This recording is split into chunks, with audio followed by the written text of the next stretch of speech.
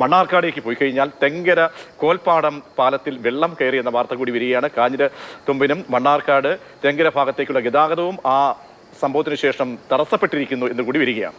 അതോടൊപ്പം തന്നെ ഈ ശിരുവാണി ഡാം തുറന്നിട്ടുണ്ട്. അതോടുകൂടി മണ്ണാർക്കാട് കുന്തിപ്പുഴയിലും തൂതപ്പുഴയുടെ കൈവരിയായ മുറിയങ്കണ്ണി പുഴയിലും ഒക്കെ വെള്ളം ഉയർന്നുകൊണ്ടേയിരിക്കുകയാണ്. ഗോകുൽ VS ആണ് നമുക്കിപ്പം വിവരങ്ങളുമായി ചേരുന്നത്.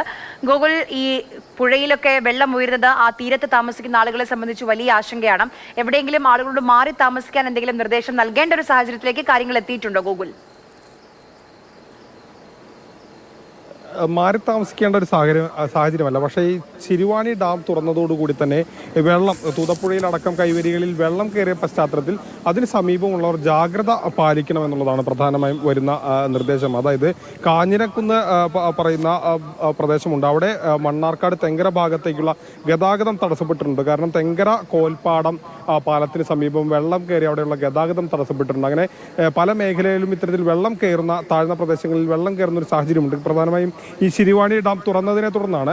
പക്ഷേ ഇപ്പോൾ മഴ മാറി നിൽക്കുന്നതുകൊണ്ട് തന്നെ അതൊരു ആശ്വാസമായി തന്നെ നിൽക്കുന്നു. കുറച്ച് മണിക്കൂറുകളായി മഴ മാറി നിൽക്കുന്നുണ്ട്. ഈ ഡാം തുറന്നതോടെ കൂടുതൽ വെള്ളം ഉയരുകയും ഈ പ്രദേശങ്ങളിൽ വെള്ളം കയറാനുള്ള ഒരു സാധ്യതയുമുണ്ട്. പക്ഷേ ജനങ്ങൾ ജാഗ്രത പാലിക്കണമെന്നുള്ളതാണ് ഇപ്പോൾ നിലവിൽ വരുന്ന നിർദ്ദേശം.